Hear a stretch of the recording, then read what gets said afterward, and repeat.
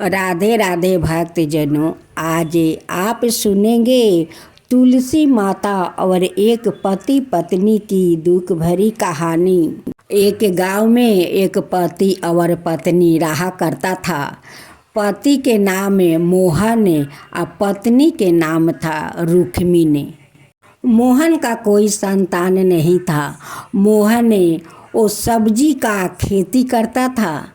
वो खेती तो करता था, लेकिन उनकी खेती में लौका, भिंडी, बैगन कुछ नहीं पकड़ता था।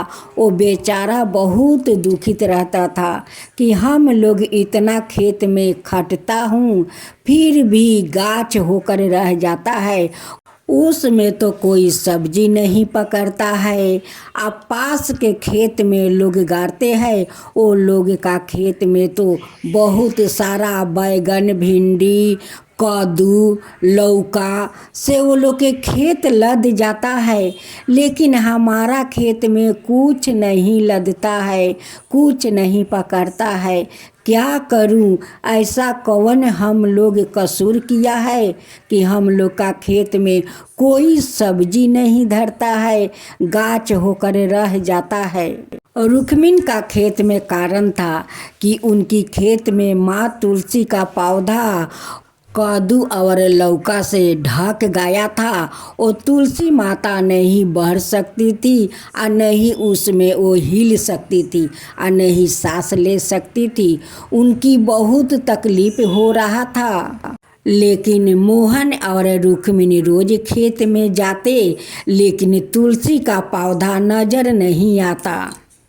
मोहन और रुक्मिणी बहुत दुखी रहते थे। वो भगवान से हमेशा प्रार्थना करता था कि हे भगवान, हमारा तो कोई संतान भी नहीं है और खेत में कोई सब्जी भी नहीं पकड़ रहा है, गाछ होकर रह जाता है, लेकिन कोई सब्जी नहीं पकड़ता है।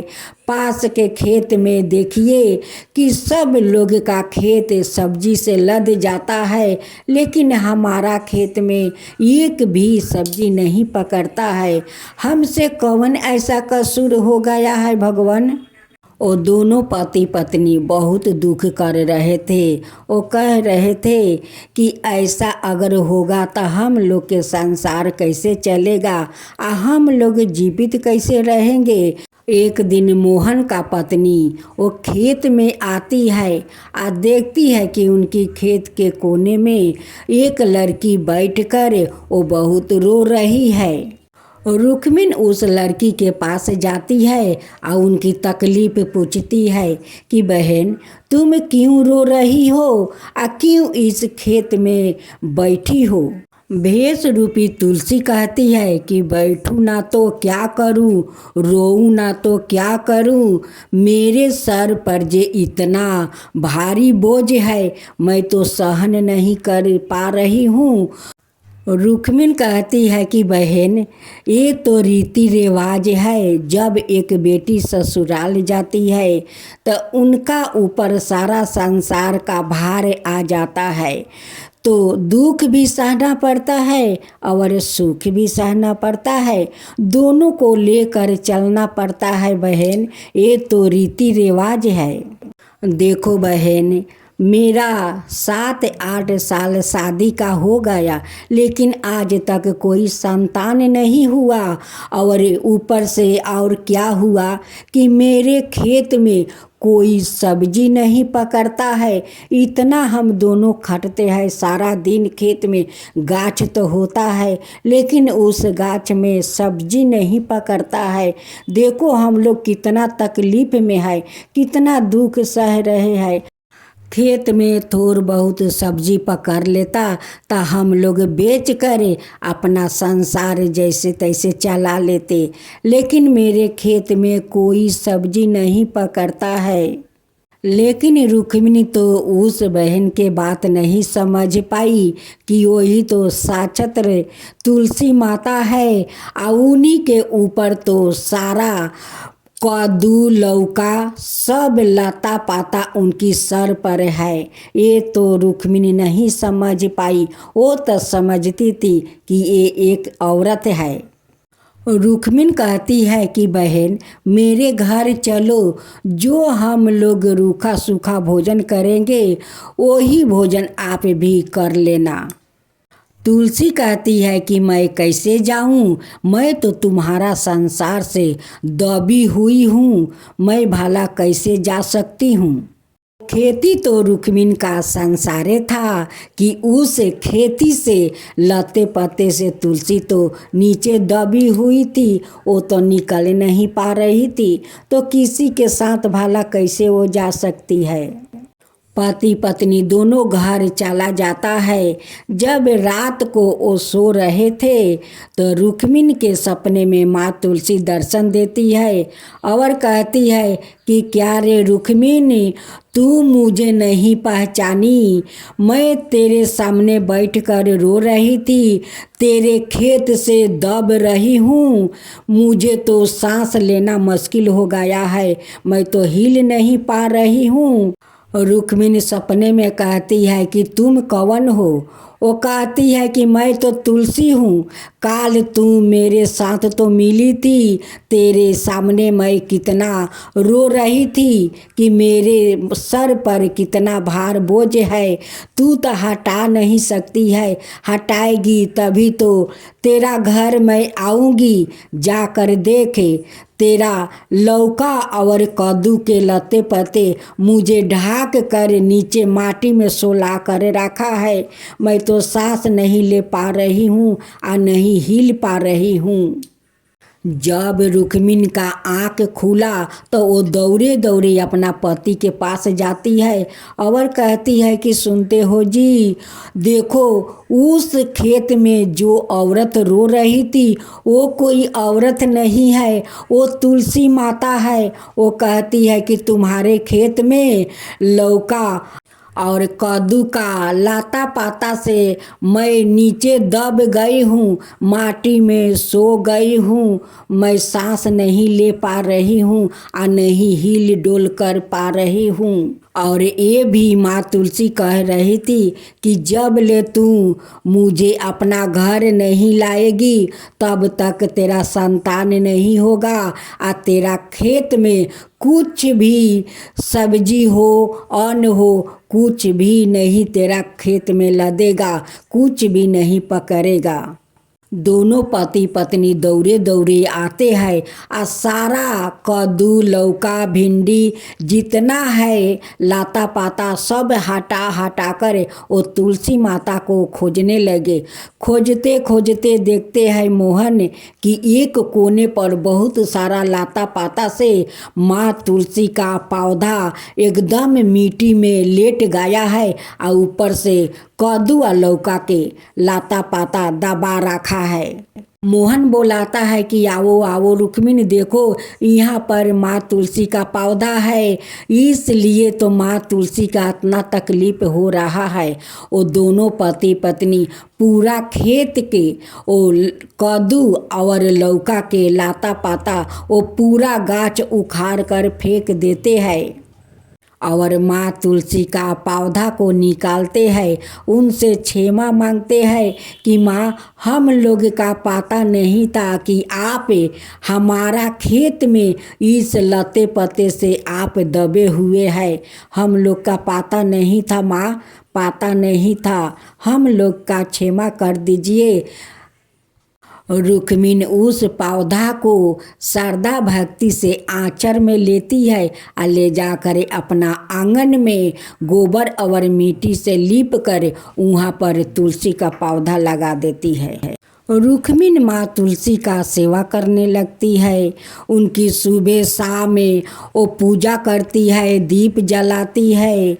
ये श्रद्धा भक्ति देख कर माँ तुलसी बहुत प्रसन्न हो गई और रुक्मिणी का गर्भवती बना दिया। और उधर खेत में इतना सब्जी पकड़ लिया, इतना पकड़ लिया कि उतना सब्जी किसी का खेत में नहीं हुआ। सुबह सुबह रुक्मिणी अपना पति को वो खुश खबरी सुनाती है।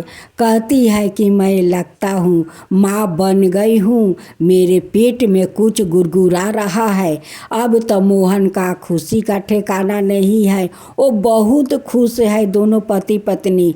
वो सुबह सुबह इधर पत्नी का खुशी सुनकर मोहन खेत में जाता है।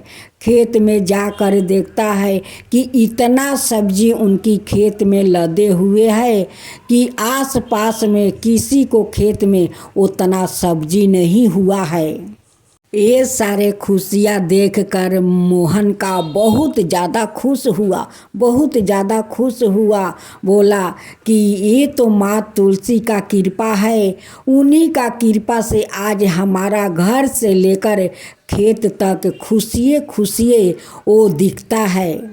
मोहन घर आता है, अपना पत्नी से कहता है कि हम दोनों माँ तुलसी का श्रद्धा भक्ति से पूजा करेंगे, उनकी आरती उतारेंगे। शाम को हम दोनों मिलकर हम लोग दीप जलाएंगे।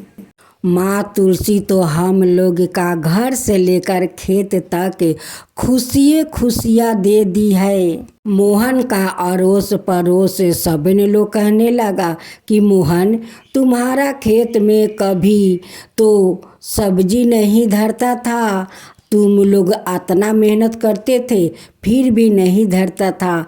ये तो चमत्कार कैसा हुआ कि तुम्हारा खेत में इतना सारा सब्जी पकड़ा है, इतना सारा कि किसी को खेत में इतना सब्जी नहीं पकड़े हुए है। और घर में देखो तुम्हारा पत्नी माँ बनने वाली है। ये सारे खुशियाँ तुम्हारा घर में कैसे आ गया? ये सारे खुशियाँ माँ तुलसी का तो देन है, वही तो चमत्कार किया है। खेत से लेकर घर तक मेरी पत्नी माँ बनने वाली है। खेत में देखो इतना सारा सब्जी है, इतना सारा कि बाजार में बेचकर मैं कभी शेष नहीं कर पाऊँगा। सभी पड़ोस के औरत लोग माँ तुलसी का श्रद्धा भक्ति से पूजा करने लगा। सभी का घर घर में माँ खुशियाँ सभी को भर दिया। वो कहती है कि जो लोग मेरा श्रद्धा भक्ति से सुबह शाम पूजा करेगा, शाम को दीप जलाएगा, उन सब पर मैं ऐसा ही कृपा करूँगी। हे माँ तुलसी, जैसे रुक्मिणी का घर में खुशी भर दिया वैसा ही सबका भरना, सबका ऊपर कृपा करना। अगर मेरा कथा में भूल हुआ हो तो क्षमा कर देना, अगर सही हो तो सब पर कृपा करना। जय जय तुलसी माता, जय जय तुलसी माता, सब जग की सुखदाता वरदाता।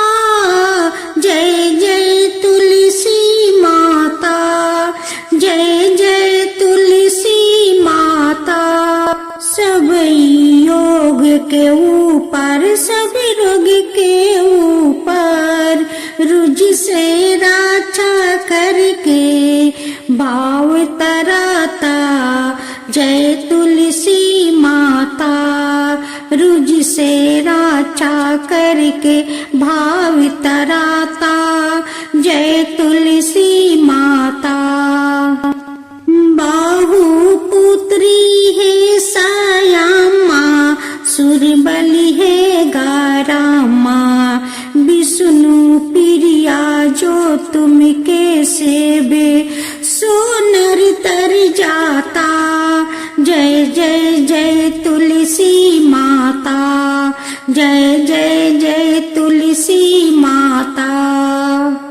हरि कैसी सभी राजते, त्रिभुवन से हो बनती थी, पति थी जनों की तारानी, तुम्हें हो भी खाता। जय जय तुलसी माता, जय जय तुलसी माता।